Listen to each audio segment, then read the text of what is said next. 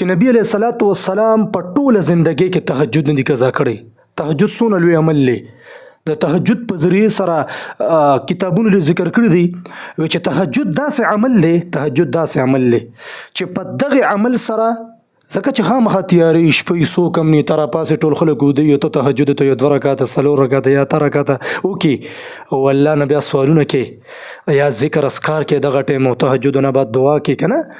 نو دا خو څوک هم نه صرف ته یو الله دی. الله ته پته ده چې ډېر پاسې نور خو چاته پته نه لګېدلې نو دا ډېر لوی عمل دی په دې باندې الله ډېر خوشحالېږي. نو کتابونو لیکلي دي چې یو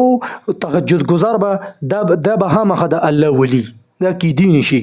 خو شرط به دی دا خبره یا ساتي چې د حرامو نه ځان ساتي او بل د خپل ذات نه د خپل ذات حوالې سره بل غوره تکلیف نه ورکړي چې دا ټولو ته غوره فتي